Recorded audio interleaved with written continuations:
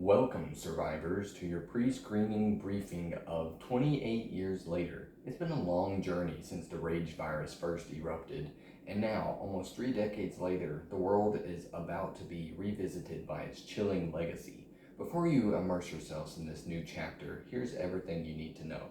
Let's start with the directors. Returning to the helm of this apocalyptic saga is the visionary Danny Boyle. Known for his distinctive directorial style and diverse filmography, Boyle is synonymous with intensity and gritty realism. His previous works include 28 Days Later, the genre-defining film that started it all, showcasing his ability to craft visceral horror and poignant human drama. Transpotting in 1996, a raw and energetic dive into the lives of Scottish drug addicts. Slumdog Millionaire in 2008, an Oscar-winning drama celebrated for its unique narrative and visual flair. Sunshine in 2007, a sci-fi thriller exploring existential themes in space. Coming back as the writer for the film is Alex Garland, who wrote the original 28 Days Later and 28 Weeks Later. Garland, a celebrated writer and director in his own right, is known for his thought-provoking and often unsettling narratives as seen in Ex Machina, Annihilation, and Civil War. The production team overall, vital in bringing this visual to life, includes Danny Boyle, Alex Garland, Andrew McDonald, Bernard Bello, and Peter Rice. Their combined experience promises a continuation of the gritty, impactful storytelling we've come to expect from the series. While Cillian Murphy, the star of the original 28 Days Later, is involved as a producer, he's not currently slated to appear in 28 Years Later, though the door remains open for future installments, potentially. This new chapter introduces a compelling ensemble of talent, starting off with Jodie Comer as Isla. Known for her intense and captivating performances, Comer rose to prominence in Killing Eve, the TV series, as the enigmatic assassin Villanelle, earning her an Emmy Award. Free Guy in 2021, showcasing her versatility in a more comedic, action-packed role. And The Last Duel in 2021, a powerful dramatic performance alongside Matt Damon and Adam Driver. Aaron Taylor Johnson plays Jamie. Aaron is a versatile actor with a history of diverse roles, including Godzilla in 2014, Nocturnal Animals, which earned him a Golden Globe for Best Supporting Actor, and probably most recently as Kraven the Hunter. Ralph Fiennes is Dr. Nelson. He is a highly respected and acclaimed actor known for his commanding presence and range in movies such as Schindler's List in 1993, his chilling portrayal of Eamon Goeth, The Grand Budapest Hotel, which is a memorable comedic performance, and the Harry Potter series as the iconic Lord Voldemort. Jack O'Connell plays as Sir Jimmy Crystal. Jack is an intense and commanding performer seen in Unbroken and the movie 71. Erin Kellyman is playing Jimmy Inc. She is known for her strong supporting roles in Solo, a Star Wars stories, as Enfys Nest, and in The Falcon and the Winter Soldier as Carly Morgenthau. Edvin Riding plays as E. Sundqvist, a rising star gaining recognition from Young Royals TV series as Prince Wilhelm. Alfie Williams plays as Spike. The young actor will be playing the son of Isla and Jamie, making his debut in a major film. It is important to remember all the other actors and actresses in this film that were not mentioned. But what is this movie about? It's been almost 3 decades since the rage virus escaped from a biological weapons laboratory. Still thriving in a ruthlessly enforced quarantine, some have found ways to exist amid the affected. One such group of survivors lives on a small island connected to the mainland by a single heavily defended causeway.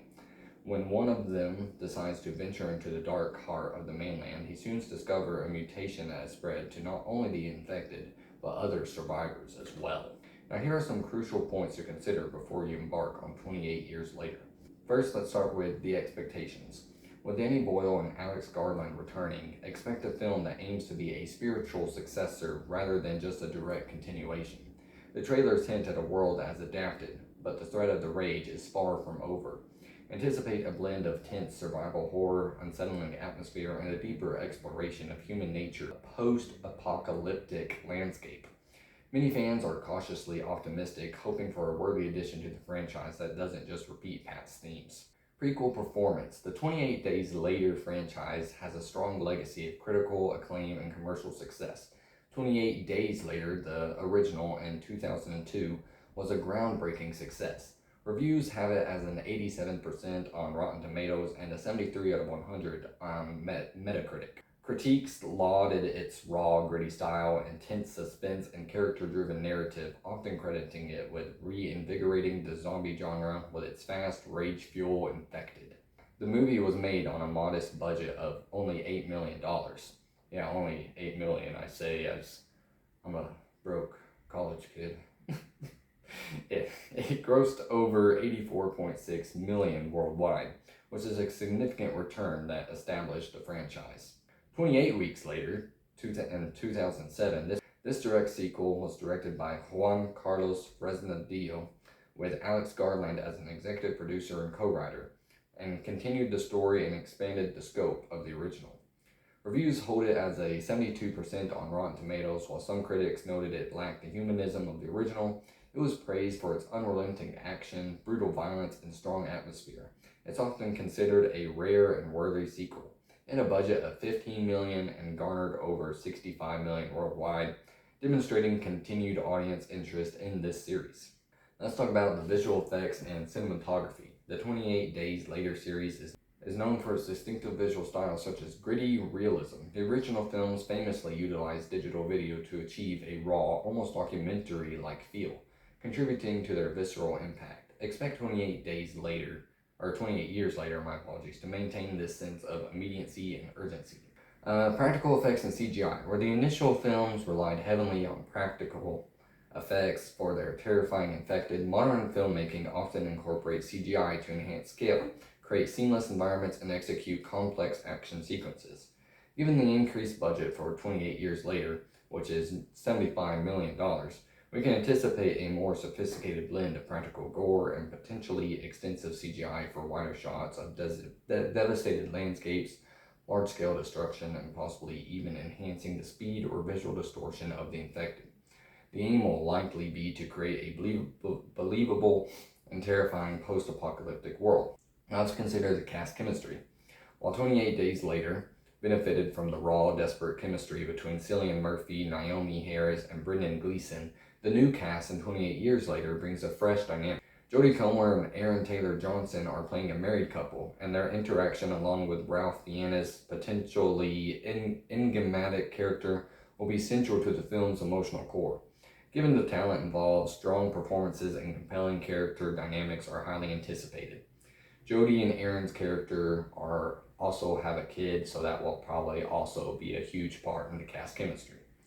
Family friendliness. This is absolutely not a family-friendly film. 28 Years Later is rated R for a reason. We should expect some strong, bloody violence and grisly images. The franchise is known for its brutal and unflinching depiction of violence and gore. Disturbing and frightening images may be expected, including jump scares, as this is a horror film. Graphic nudity. The original film featured brief graphic nudity, and the rating for 28 Years Later indicates its presence could be in this movie as well. Strong language. Profanity is a given in the intense and desperate world of the rage virus. Expect multiple drops of the S-bomb and probably the F-bomb and all the other minor ones as well, like the D word, A word, B word, probably all of them. Just throw the whole roster in there probably. Brief sexuality. While not a focus, some sexual themes or situations may be present, as it is an R-rated movie. This film is intended for mature audiences, which is shown from the R rating, specifically older adults and adults comfortable with intense horror and disturbing content. There have been no reviews for this movie so far that I could find. I'm not sure if there just haven't been any previews or premieres that people were allowed to do ratings on, or what's going on with that.